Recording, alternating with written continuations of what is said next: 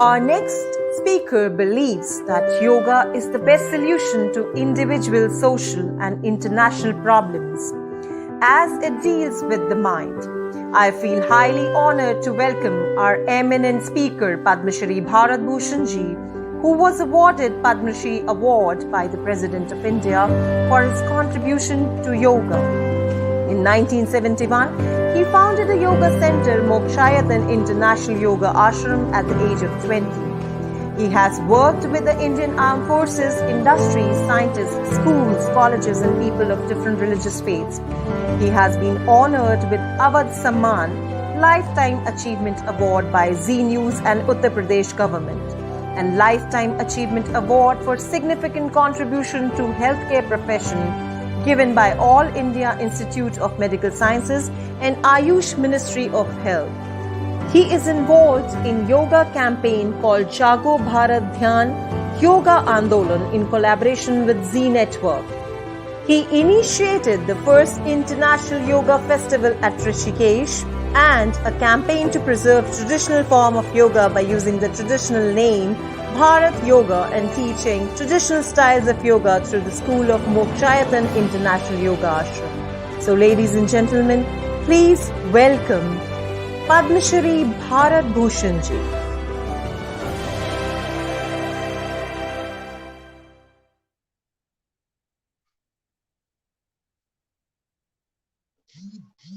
Namaste to all of you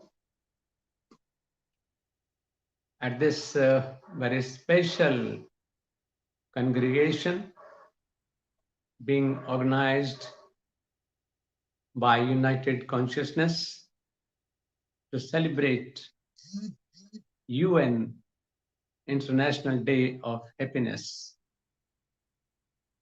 I'm happy to share a few moments with you.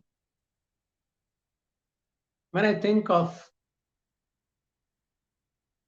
International Happiness Day, World Happiness Day, and when each and every being desires to be happy in his life, individual, social, or universal, I feel as a yoga sadhak that he is not wrong. Because everything moves to its source.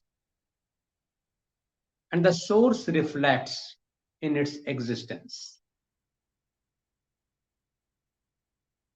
Our source is divine. We are the child of divine. As children of divine, we should have all the qualities that Paramatman or God has. India has given this art of living, the spiritual way of living to entire world.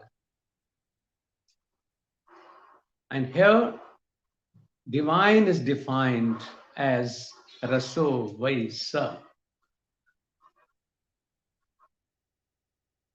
Anandam eva Paramatmanam. So, this is our nature, our basic nature, to stay happy. And once we miss it, we again want to gain happiness in our life. When we speak of happiness, it is perfectly an individual matter. But this individual happiness, when it becomes collective, it leads to oneness. It's a relative term. A child is happy with his toys. A shrewd is happy in putting problems to others. But in true sense, when we think about happiness, it is about finding perfection in all aspects of our life.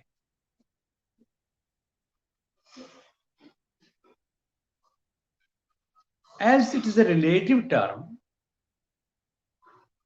so yoga defines happiness as being beyond expectations. Because if you are happy after gaining something, you are happy with a rich dish in front of you on your dining table. You want to satisfy yourself, so you are happy with it. You want to seek life, so you are happy with it. But when something surplus is there in another dish, then your happiness is reduced up to some level, and you think, if I get this too, then I'll be more happy. And this thought can be expanded further.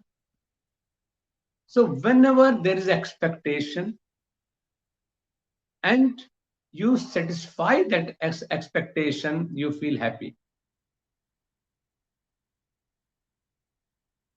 Going beyond expectations. And furthermore, instead of expecting, being at giving end is the ultimate happiness. Because sorrowfulness, happiness, sadness, these are all temporary phases. But there's one thing, that is the blessing of yoga. It is called Anandam. Sadness is the contradiction of happiness. Happiness is the contradiction of sadness. These are all changeable. Every moment they are changeable. But Anandam has no reverse process. It is called bliss. It can be, when we speak about sutras of happiness, there are not so many sutras, because divine is one, sutra is also one. Until and unless we know our own existence, we know ourselves, by that time we are not going to realize the state of being happy. Yoga abhyasa, yoga practice, an ultimate stage of yoga practice, raso vaisa, yoga samadhi, reaching the level of dhyana and applying it all the way, and in each breath of your existence means you are to stay in happiness all the time. The time is very short. Art is too long. But this art has to be applied all through our life. It will make things easy. It will make ourselves happy.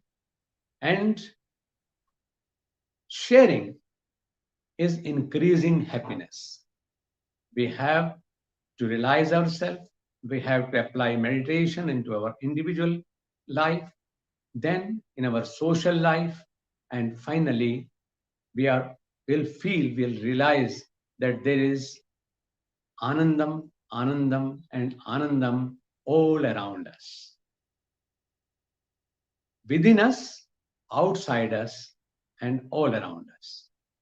I congratulate this beautiful organization for conducting this event and broadcasting the message of global happiness all around, and carrying on such projects that will prove a boon to humanity to make a happier world, a blessed world. Thank you. God bless you. We are grateful to Shri Bharat Bhushan Ji for giving his valuable time for our event and sharing his views on Sutras of Happiness. Thank you very much, sir.